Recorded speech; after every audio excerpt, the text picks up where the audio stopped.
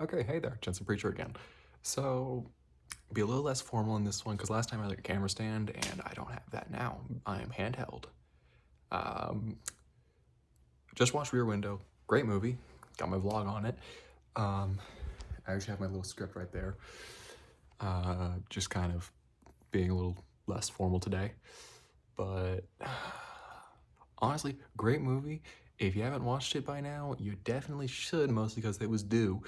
Um, for the first 30 minutes, I just kept saying, that's oddly accurate to modern day. Like, man, that really works as a modern day film, like for a modern day setting, which is not good when you consider the premise of it. I also really like the fact that we stayed the entire time in the main character's bed, not bedroom, his apartment, and basically the entire film was shot from one of two angles in his apartment, where either you saw out the window or you saw the front door. I really liked that. That was a really well done scene. Um, I appreciated that. So I really appreciate the fact that it would talk about the obsession we have with observation of the people around us. The entire film, just the entire thing's premise is this guy has a cast on his leg, so he naturally has nothing to do. This is the 50s. The only type of cast they had was plaster. That sucks, like majorly. So, all he had to do, he was a photographer, all he had to do with himself was to watch others. Um, what really stuck with me the entire film was the fact that I was actually kind of enjoying watching him. Or I was enjoying watching his observation of the neighbors and discussion with his, what was her name? Lucy? Lisa. With his discussion with Lisa about the neighbors, and because it does prove that he's actually paying attention while he's doing it. He's not just observing to kill time. Frankly, I would have taken up bird watching, but he is in the middle of a city, so. Anyway, on to the actual analysis for the vlog thing, for the vlog assignment. The main issue I want to address right now is that Alfred Hitchcock used framing and voyeurism as techniques by which the viewer becomes engaged with the main issue of the narrative. What I'm trying to get at is that we only ever see the same stuff Jeff does. In most modern films, we see all angles of the viewer. We see everything. It's a very rare thing for a film to only show us what one character perceives the entire time. His camera lens, the binoculars, the silhouette of his window all give the idea that we are watching a movie within a movie. It emulates a movie screen. Does that make any sense? Tell me if it makes sense later, because online you can't really reply to me right now. The idea of this framing device serves two purposes. It physically limits your perspective, which builds suspense, which, as we all know, Alfred Hitchcock is known for being the master of suspense. He's the master of suspense. It's so intense, blah, blah, blah. Like Psycho, you know, it's probably the thing he's most well known for, in my opinion at least. And who am I? Some teenager that doesn't know anything. Anyway, it also makes us complicit. We're not just watching Jeff and his neighbors, we are watching them just like he is. This is a comment about how entertainment often involves the invasion of someone else's lives, especially, shockingly enough, despite this movie being made in 1953, if I'm not mistaken. This entertainment, even today, we have to almost get a sense of someone's actual life to really be entertained by it. Which is very interesting that they were going through the same thing in the 50s that we are today, because most of the biggest content creators are vlogs. Do you know how interesting that is? Most of the biggest content creators on the planet make vlogs for a living.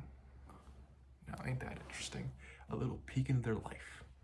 Granted, the other ones are, you know, gamers, but yeah, that's cheating. I want you guys to think about the scene where Jerry, whatever his name was. I think it's Jeff because that's what I wrote down. And honestly, I wasn't paying enough attention to that. I was trying to think of if Mr. What's his name, Mr. Thorwald murdered his wife. That was a really interesting plot point. Spoiler. But think about Jeff watching Miss Torso dance or Miss Lonely Hearts on a pretend date, and now that I say their names, I'm 90% sure that he just made up those names. Or it's just Hitchcock being really on the nose. Anyway, these are not plot-driven scenes, but they make us feel loneliness, vulnerability, that kind of thing. Hitchcock is not just showing the drama, he is trying to tell us how to react to it, which is technically a branch of PR, interestingly enough.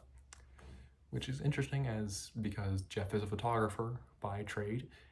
He is a PR practitioner in a small sense.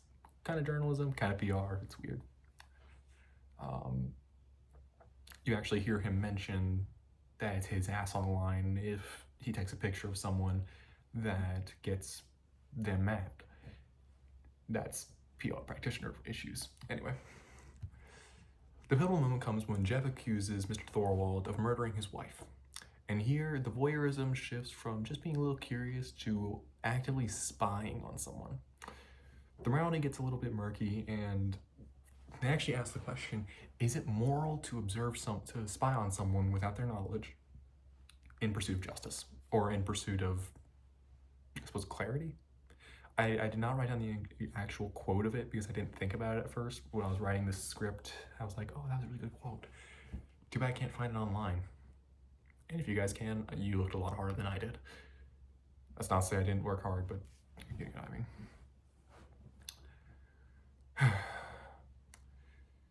Hitchcock never really answered the question that he asked, though. And he makes us feel the anxiety of not knowing. Enter the analogy of the audience, Lisa. She starts off cynic, as we likely would. But slowly but surely, she's sucked in by Jeff's addictive watching, by his interest, by his passion about this. She gets sucked in, and suddenly she's a believer. Which, again, pretty good analogy for the modern day. There's a lot of people that, you know what, I'll give them a chance, explain, and 5 minutes later they are on the pipeline. Fill that in however you want, I don't care. But her character arc does mirror how even the best of intentions can make you complicit. And in a way, I feel like it makes us as the viewer complicit too, because we're watching it. And there's nothing saying that he didn't kill his wife. Frankly, I thought they were actually going to reveal it because I 100% thought that Lars killed his wife. Lars Thorwald. That's his full name. I 100% thought he killed his wife. I was waiting for the body reveal because I'm used to modern horror films, modern thriller, which have body reveals, which is one of the things I actually really liked about this. It did not have that. Anyway, where are my questions? Here's some of the stuff I want to ask.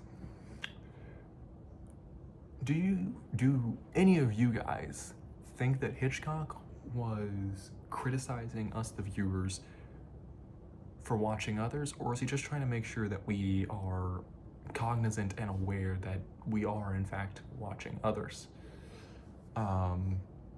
Or is, in a different way to say it is Rear Window trying to make us feel guilty, or are they just trying to show us that our nature as people is to observe others and learn the truth? I don't know. I think that's everything. All right, well, have a great night.